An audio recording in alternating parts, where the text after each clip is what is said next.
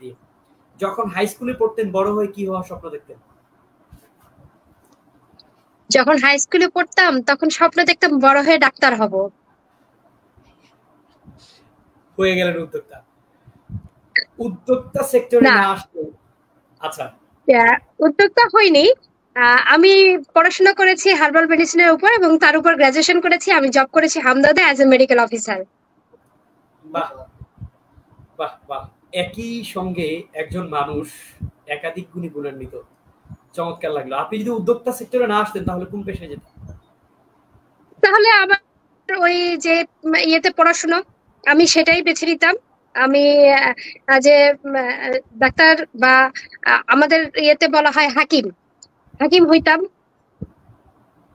আপনার জীবনের 3টি শ্রেষ্ঠ অর্জন বলেন। 3টি শ্রেষ্ঠ অর্জন যদি বলা হয় তাহলে তো আমার, যেহেতু আমি মা, আমার সন্তানরাই আমার শ্রেষ্ঠ অর্জন। কিন্তু এটা বাদেও আমার একটা অর্জন হচ্ছে আমি হার্বাল মেডিসিনের উপর গ্রাজুয়েশন করেছি এবং সেটার খুব ভালো রেজাল্ট ছিল। সারা বাংলাদেশে আমি প্রথম স্থান অধিকার করি, সেটা একটা ছিল। দুইটা হচ্ছে এখন বলবো আমার এই এই ক্যারিয়ারের ক্ষেত্রে এটা আমার অর্জন হচ্ছে আমি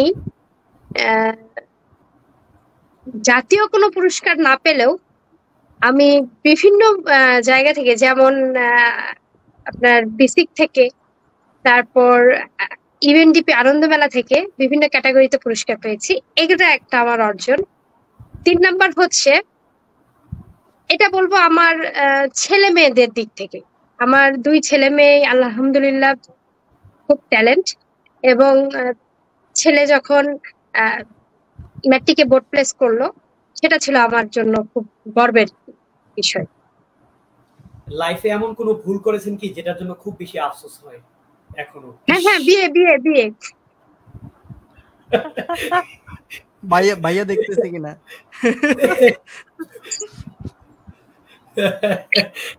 আচ্ছা আচ্ছা, ওকে। জীবনের সবচেয়ে বড় ভুল হচ্ছে বিয়ে। ভাইয়া আপনি কিন্তু শুনছেন? ওকে। হ্যাঁ, যে আচ্ছা, বাসা জায়গা নাই। আপনি কি লাইভ করছেন আপনার কারখানায় বসে? মমো ফানুস হ্যাঁ আপনার ব্যাকগ্রাউন্ডে দেখা যাচ্ছে ততটুকু। হ্যাঁ, আমি কারখানাতে বসে। আচ্ছা, ফাইন। উদ্যোক্তা সেক্টরে আমরা জানি যে প্রত্যেকে ডিজিটাল মিডিয়া, ফেসবুকের মাধ্যমে নারী উদ্যোক্তাদের প্রচারটা বেশি, পাবলিসিটির যে জায়গা। সেক্ষেত্রে বাংলাদেশে আপনি আপনার একটা মাত্র পছন্দের ফেসবুক প্ল্যাটফর্মের নাম বলেন, যেই প্ল্যাটফর্মটা বাংলাদেশের সবচেয়ে বেশি জনপ্রিয়, যেখানে প্রোডাক্ট বাই এন্ড সেল সবচেয়ে বেশি হয়। বাই এন্ড সেলের কথা বলবো না, আমি বলবো উদ্যোক্তাদের জন্য সহায়ক গ্রুপ। আমি দেখেছি সবচেয়ে বেশি সহায়ক গ্রুপ হচ্ছে আনন্দ মেলা।